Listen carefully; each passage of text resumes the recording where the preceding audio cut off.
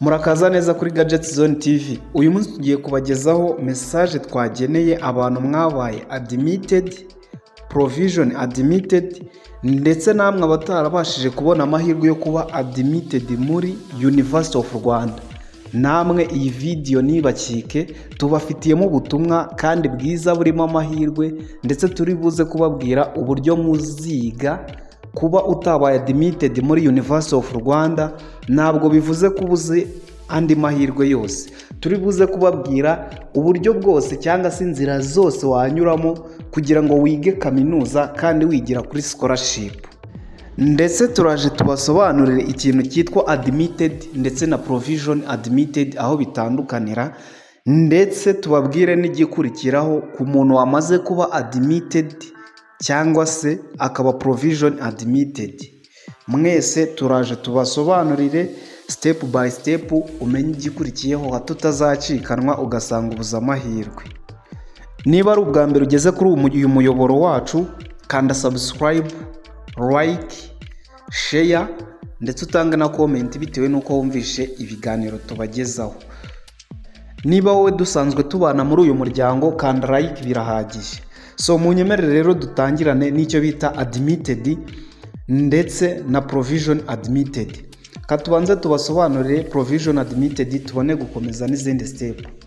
So iyo bavuze ngo provision admitted, igihe uzareba resulta zawe za University of Rwanda ugasanga handitseho ngo provision admitted, ibyo bisobanuye ko ibintu uba warasabye kwiga muri UR, suppose wenda iyo uri gukora application of admission ugasaba wenda kwiga biology and chemistry, wenda ugasaba transport and logistic management, bakabona ibyo bintu wasabye ntabwo bigukwiriye bitewe n'amanota yawe, bakabona ni ibintu wasabye byasabwe n'abandi bantu benshi bakurusha amanota, ariko nawe ufite amanota meza, ibyo bintu barabikwima bakaguhitiramo bya bindi bijyanye n'amanota ufite.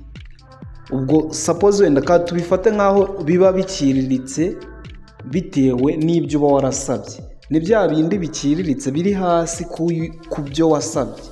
So rero ubwo provision admitted ni igihe ubaye admitted muri University of Rwanda ariko bya bintu wasabye kwiga, ya faculty cyangwa se program wasabye kwiga bakayiguhindurira bakaguha ibintu utigeze usaba, nicyo bita provision admitted. Naho ku muntu wabaye admitted, iyo bavuze ngo umuntu yabaye admitted muri University of Rwanda, igihe rero uzumva bavuze ngo umuntu yabaye admitted, ni cya gihe umuntu yasabye kwiga ibintu. Suppose wenda ukoze application of admission, murabizi ko iyo umuntu akoze application of admission aba afite amahitamo atatu, agomba gusaba byibuze faculty cyangwa se faculty eshatu, nizo usaba iyo uri gukora application of admission. Noneho mu gihe usabye izo faculty eshatu ukaramuka ubaye admitted, biba bivuze ko mu byo wasabye, mu bintu bitatu wasabye, hari kimwe baba bakwemereye akaba ari cyo baguha. Nkaho kuri wa wundi wabaye provision admitted, bya bindi bitatu byose yasabye nta na kimwe baba baramuhaye, baba baramuhitiyemo mu bindi atigeze asaba. Niho admitted itandukaniye na provision admitted. So ubwo urabyumva neza ko admitted ni cya gihe baguha kimwe mu bintu wasabye, mu gihe provision admitted ari cya gihe baguha ikintu utigeze usaba. Muri bya bindi bitatu uba warasabye uri gukora application nta na kimwe baba bigeze baguhamo. So naho ngaho bitandukaniye. Noneho tugiye kubabwira ikintu gikurikiraho ni iki. Niki gikurikiraho ku muntu wabaye admitted cyangwa se provision admitted. Application of admission ni application ukora uri gusaba umwanya muri kaminuza y'u Rwanda. Iyo application ntabwo ibivuze ko niba wabaye admitted cyangwa provision admitted ntabwo bisobanuye ko wamaze kuba umunyeshuri w'u Rwanda direct. Oya, kugira ngo umunyeshuri abe uwa kaminuza y'u Rwanda nuko byibuze agomba kuba yarakoze application eshanu. Muri izo application eshanu rero uba umaze gukora application imwe ariyo yitwa application of admission. So ku muntu wabaye admitted ikintu akurikizaho ni iki. Iyo ubaye admitted biba bisobanuye ko amanota wabonye baba bakwemereye kuba wakiga muri kaminuza y'u Rwanda ushobora kuba wiyishurira cyangwa bakwishurira.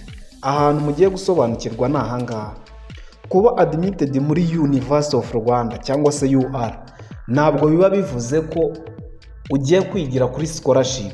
Hari abantu benshi baba admitted cyangwa se provision admitted ariko ntibabashe kugira amahirwe yo kwigira kuri scholarship. Ibi biterwa n'iki? Admitted cyangwa provision admitted babiguha babona wujuje amanota yo kuba wakomeza kwiga muri kaminuza y'u Rwanda. Ikindi nanone ntabwo buri muntu wese wasoje amashuri 6 cyangwa se advanced level ntabwo biba bivuze ko yemerewe gukomeza kaminuza. Murabizi hari amanota abantu bagira akaba atakomeza kwiga kaminuza ngo bikunde, nubwo yaba ari kwiyishurira bakaba batamwakira bitewe n'uko HEC ifite kriteriya yashizeho buri munyeshuri ujya muri kaminuza agomba kuba yujuje, ndetse na buri university iba ifite kriteriya zayo igenderaho igihe ijya gufata umunyeshuri ngo yige muri iyo kaminuza. Gusa bahurira ku kintu kimwe cyo kubahiriza kriteriya za HEC, Higher Education Council, nibyo HEC. So rero niba warabaye admitted cyangwa provision admitted, wibigira ibintu birebire ngo wumve ko wamaze kugera ku ishuri. Uracyafite urugendo kuko usigaje application zigera muri 4. Ubwo admitted bivuze ko bakwemereye umwanya muri kaminuza y'u Rwanda, ariko ntabwo bivuze ko ugiye kwigira kuri scholarship. Hakurikiyeho iki rero? Kuri ba bantu mwabaye admitted cyangwa se provision admitted, mugiye gukurikizaho application ya kabiri ariyo application of loan. Application of loan rero ni application ikorwa iminsi itarenze 7, ikorwa icyumweru kimwe.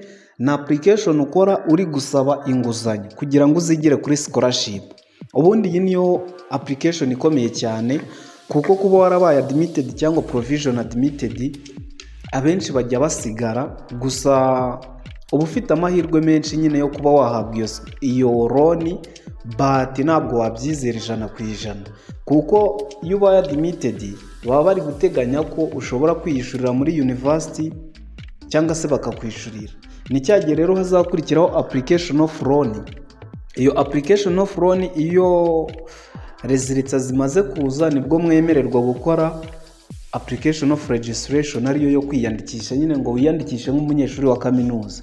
So rero ubwo niba ubona warabaye admitted cyangwa se provision admitted, wibigira ibintu birebire gusa nibyo kwishimira. Congratulations kuri mwese mwabitsinze.